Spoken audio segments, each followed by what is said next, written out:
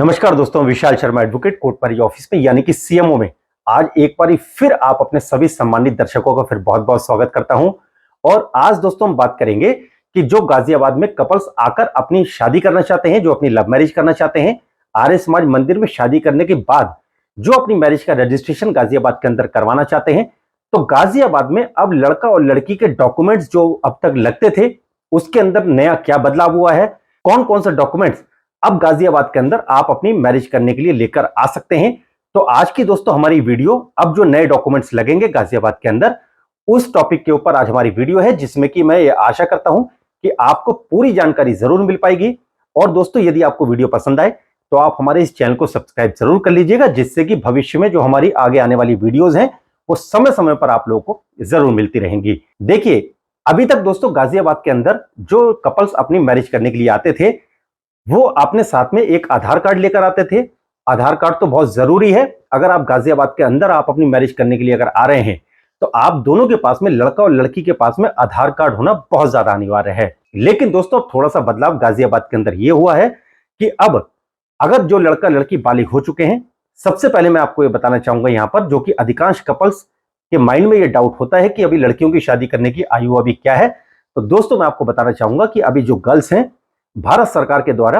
अभी लड़कियों की शादी करने की आयु 18 वर्ष ही है। कम से कम लड़कियों की शादी करने की आयु 18 वर्ष अवश्य होनी चाहिए। और जो बॉयज हैं, जो लड़के हैं, उनकी शादी करने की आयु कम से कम 21 वर्ष होना बहुत ज्यादा अनिवार्य है। एक चीज दोस्तों यहां पर यह क्लियर हो गई। अब हम बात कर लेते हैं डॉक्यूमेंट्स के रिगार्डिंग।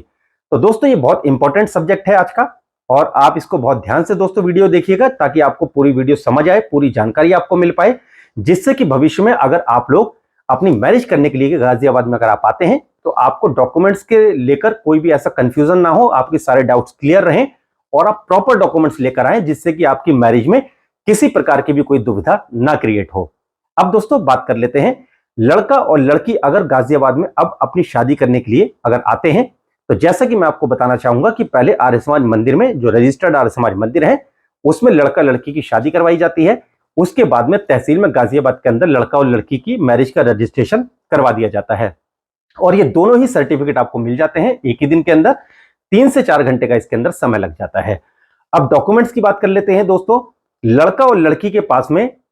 आधार कार्ड होना बहुत ज्यादा अनिवार्य है। ये चीज आपको पहले ही क्लियर है, हम कई सारी वीडियोस में बता चुके हैं। लड़का और लड़की दोनों के पास में आधार कार्ड होना बहुत ज्यादा अनिवार्य है। अगर दोनों में से किसी के पास भी अगर आधार कार्ड नहीं है तो आप लोग गाजियाबाद के अंदर आकर आप अपनी मैरिज का रजिस्ट्रेशन नहीं करवा पाएंगे, आप अपनी शादी नहीं कर पाएंगे।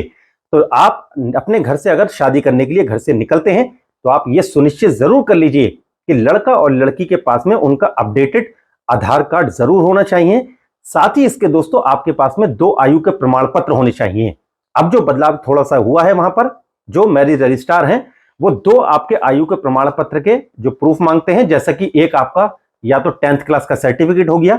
उसके साथ में आप अपना पैन कार्ड दे सकते हैं, उसके ऊपर भी आपकी डेट ऑफ बर्थ लिखी होती है। या अगर कोई अगर ज्यादा पढ़े लिखे नहीं है, अगर किसी के पास में 10th का सर्टिफिकेट नहीं है, तो या तो आधार कार्ड के साथ में वो एक अपना आयु का प्रमाण पत्र दे सकते हैं, जो कि आयु का प्रमाण पत्र जैसे कि वो अपना जन्म का प्रमाण पत्र होता है उसको दे सकते हैं, उसके साथ अपना पैन कार्ड दे सकते हैं। अगर उनके पास में जन्म का प्रमाण पत्र नहीं है तो या आधार कार्ड के साथ में वो अपना पैन कार्ड के साथ में अपना ड्राइविंग लाइसेंस दे सकते हैं। तो कहने का अर्थ दोस्तों ये है कि लड़का और लड़की दोनों के पास में आधार कार्ड के साथ में 2 आयु के प्रमाण पत्र होना बहुत ज्यादा अनिवार्य है, जिसपे कि 2 आयु के प्रमाण पत्र पे आपकी सेम डेट ऑफ बर्थ लिखी हो, जो आपकी सही जन्म तिथि है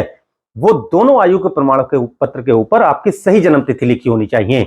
ऐसा नहीं होना चाहिए कि आपके पैन कार्ड में जन्म तिथि कुछ और लिखी है, आधार कार्ड में जन्म तिथि कुछ और लिखी है और आपके ड्राइविंग लाइसेंस में जन्म तिथि कुछ और लिखी है। अगर ऐसा कोई डिफरेंस अगर आपके डॉक्यूमेंट्स में अगर कोई क्रिएट अगर होता है, या कोई ऐसी अलग अलग जन्म तिथि अगर आपके आयु के प्रमाण पत्र में अगर होती है, तो वो डॉक्यूमेंट्स दोस्तों आपके एक्सेप्टेबल नहीं होंगे। तो आप लोग दोस्तों हमेशा ये याद रखें कि आप जितने ज्यादा डॉक्यूमेंट्स अगर लेकर आएंगे साथ में, वो आपके लिए अच्छा है। आपकी फाइल एक बहुत मजबूत फाइल बनती है, ताकि भविष्य में कोई ऐसा कोई डिस्प्यूट क्रिएट ना हो। तो आप अपने आधार कार्ड के साथ में जो भी आपके आधार कार्ड के साथ में जो आपके ऐसे आयु के प्रमाण पत्र आपके पास है, जो आपका एज प्रूफ है, जिसके ऊपर भी आपकी डेट ऑफ बर्थ लिखी है, वो जितने मैक्सिमम डॉक्यूमेंट्स आप उसके अपने साथ में लगा सकते हैं तो आप जरूर लगाइएगा दोस्तों।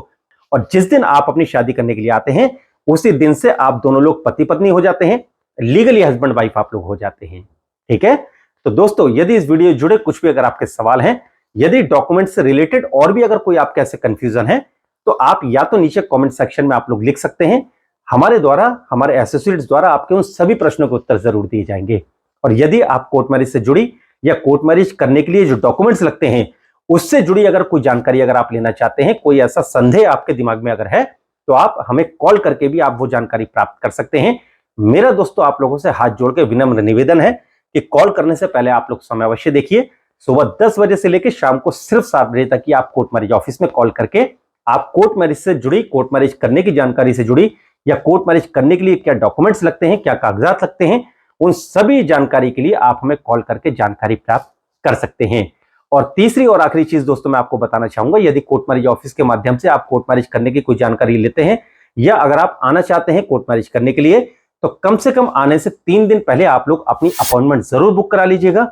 जिससे कि हमारा जो स्टाफ है वो एक सुचारू तरीके से आपको आपकी मैरिज के समय जब आप अपनी मैरिज करने के लिए आते हैं, तो हमारा यही प्रयास रहता है कि कोई ज्यादा भीड़ भाड़ ना हो, कुछ ज्यादा समय ना लगे। ये वीडियो देखने के लिए आपका बहुत बहुत धन्यवाद।